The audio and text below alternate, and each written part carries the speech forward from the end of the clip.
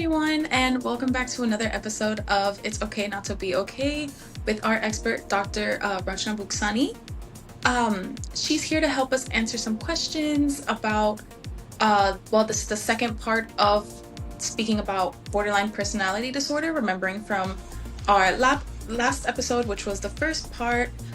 This one focuses a little bit more about treatment and how loved ones can support themselves and as well as a person with borderline personality disorder, the best way for loved ones to support somebody with borderline personality disorder. Hi, Amanda. Hi. Yes, and I'm glad we broke this down into two segments because, as we discussed in the last episode, borderline personality is complex, it's huge, there's so much, and it's such a nuanced disorder that it's important for people to understand. I think some of the ways to be able to support someone, if you have a loved one who struggles with BPD, is listening to them, right, and validating what they're feeling. Because here's the problem: even though, if you go back to the last episode and we discussed how their fears of abandonment are very intense, and it could just be a perceived, right? So it doesn't have to be a real fear of nobody's actually abandoning them. It's a perceived fear, but for them it feels real. So being able to validate and say, listen, I can see this is hard for you, right? Or I can see that this is creating a lot of anxiety, because the primary emotion that shows up for a person with BPD is actually anxiety, right? So being able to validate what they're going through, I think it's one of the keys is consistency with the person. So if you have a partner, if you have a loved one who has BPD, for you to show that consistency to them, right? So for instance, if my partner is, I have BPD and I need my partner to text me like a couple of times in a day, just to check in, right? To be able to do that consistently, right? To have that structure, because the problem is if there is no consistency, that's when they start spiraling. So for me or for my partner to be able to have that structure or to have that consistency with me, encouraging them to seek out treatment, because we do have treatment modalities that at least help with symptom control, right, or symptom management. So and we probably get into some of those in a bit, but so a person with BPD can get help in trying to manage those very challenging emotions that they go through. Seeking out treatment for yourself, right? Because you also need to understand how to deal with something that is so challenging. And getting your people together, educating yourself to understand that, listen, this is not a me thing. There's, whatever I do, this is not going to change or not be there, or this, my partner is not going to not have BPD if I just keep doing what I'm doing, right? To not agitate her or to not, aggravate him. So it's very important to educate yourself about what this is. Move to the place of what we call radical acceptance, to understand that this is not something that goes away. This is something that your partner will probably live with for the rest of their life. They may learn with therapy, with treatment, how to manage those symptoms, but this is a personality, right? So that's, kind of lives with them. So, for you also to, for the caretakers or for the loved ones of people with BPD to understand that this, it's not going to change. The situation is what it is, right? It may get a little better because the symptom management is there, but this person is probably always going to have BPD. Right. To be able to take care of yourself, right? Self-care is extremely important, because if you don't, you're not going to have the gas in the engine to be able to go on and do for somebody else, right? So I always need to take care of myself, and I also need to be careful about enabling the behavior, because if I'm always walking on eggshells, if I'm always giving in to my partner who has BPD, then they don't learn those boundaries either, right? So to be able to set those boundaries, and remember boundaries, because it's a very confusing thing, when we talk about boundaries, people tend to think, oh, I have to distance myself. Maybe, if you want to, but when I'm talking about boundaries, I'm really talking about those internal boundaries. What is okay for me and what is not okay for me. And to be able to communicate that. Right. Right? Well, thank you so much for being able to explain that to us. It did help clarify a little bit. I know not necessarily is it only with borderline personality disorder, but in general, when you mentioned encouraging them to get some help, do you have any recommendations on how to approach that in a way? Because not everybody, is always open to wanting to seek for it. How would you? So listen, I always feel the best way of approaching anyone, not only with borderline, like you said, with, hey, this might help, is by actually coming from a very compassionate and empathetic place, right? So to be able to tell someone, listen, I see you're really struggling with this. I can only do this much to help you, but I'm not even sure if I'm helping or making things worse.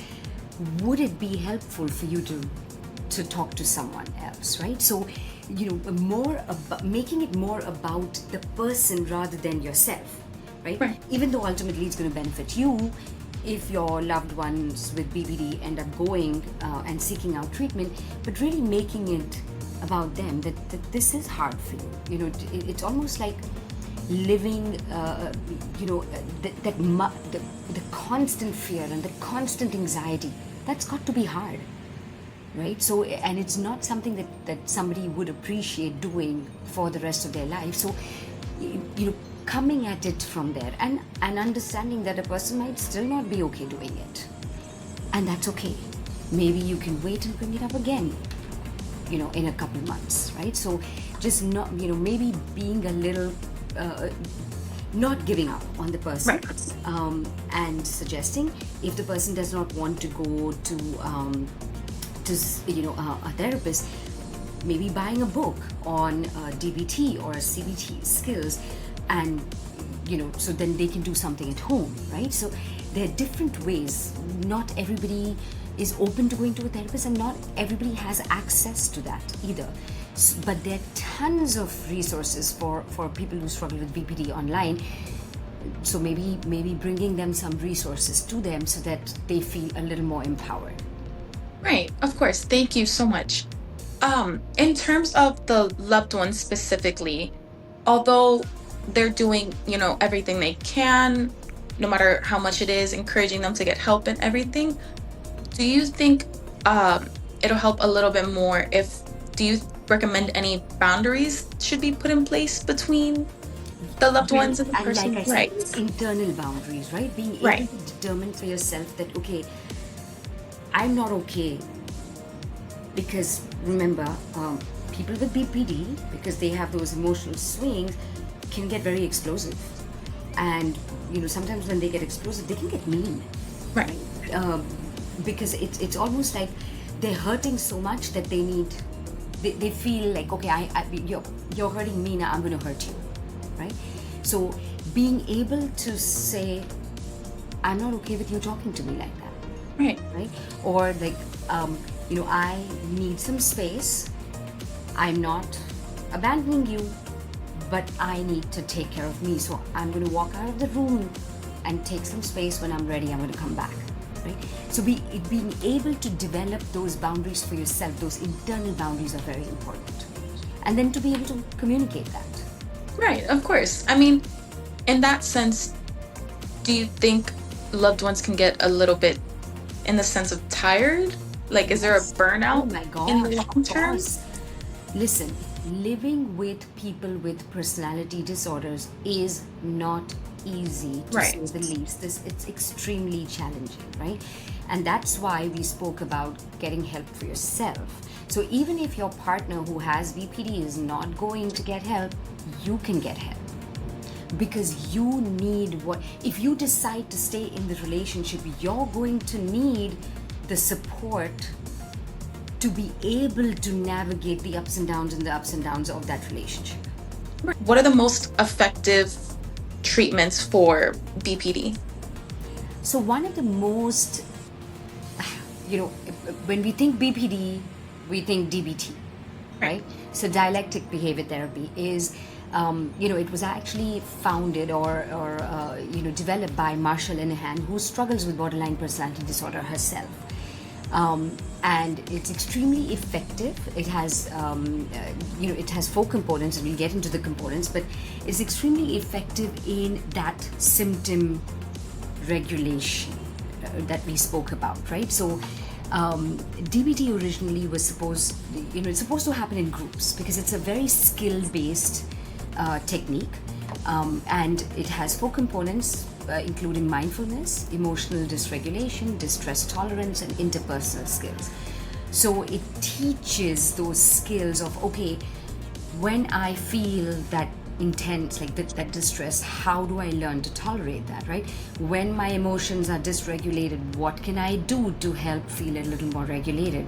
How can I practice skills of mindfulness, because a big part of mindfulness is the non-judgmental part, right? So how can I use skills of mindfulness? So it really is a skill-based technique. Again, best done in groups, but I know a lot of therapists, including myself, we also do it individually with clients. So we actually give them different skills and techniques to be able to regulate. Aside from that, obviously, and I'm very big on this because I do believe BPD or personality disorders kind of have their origin in trauma. So some of those trauma techniques that we have, which includes obviously CBT for trauma, which is cognitive behavior therapy for trauma, but also some of the powerful ones like EMDR and IFS, which is internal family systems, one of my favorites. Those techniques also help tremendously with people with personality disorders, and I feel both need to be done, right? So I feel trauma needs to be healed along with some of this symptom management, and the marriage of the two would be really, really helpful. Okay, yeah, thank you. And then I can imagine all of this gets tiring for the person with BPD and going through the treatments and trying to, heal themselves. Is there any way that you would recommend for them to stay motivated to continue with the treatment and to continue wanting to go and seek treatment? You're talking about the people who struggle with BPD, Yes. who are in treatment, right? Yes.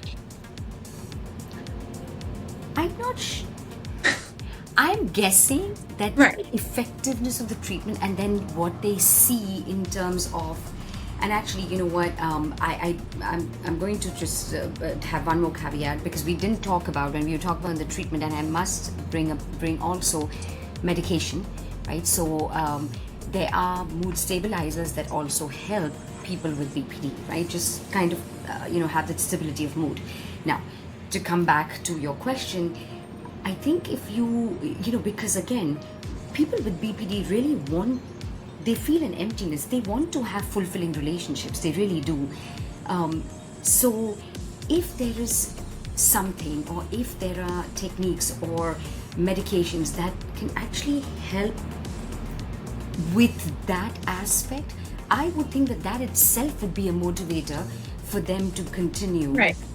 Treatment, because the very thing that you're trying to achieve, which is stability in your relationships, or meaningful relationships, and you're finding it really challenging because it's characterized by by essence, the disorder is characterized by instability in relationships because of the dysregulation, and the fear of abandonment and all of that fun stuff. So if we can help people manage some of that, they can feel more fulfilled in their relationships, which I think would be one of the biggest motivating factors for them. Yeah, okay. Well, yeah, thank you so much for explaining all of that. I mean, between both parts of the videos and completely understanding what borderline personality disorder is first, and then being able to understand what the treatment is and how loved ones can support people struggling with BPD and themselves, I think regarding questions, I think you were Good. exceeded in answering them all. And you know what? Obviously, the viewers can reach out to us if they Right. have any more specific questions, because it is extremely challenging to be in relationships like that. One of the books that I recommend highly is The Stop Walking on Eggshells, which we spoke about previously, but there's tons of other resources. Marshall Linehan's resources are great to be able to help, especially with DBT specific stuff. Richard Schwartz has his book on No Bad Parts, which kind of allows you to start working on some of the trauma stuff at home with yourself. So we've got amazing resources that people can have as they navigate the challenges that they found themselves in.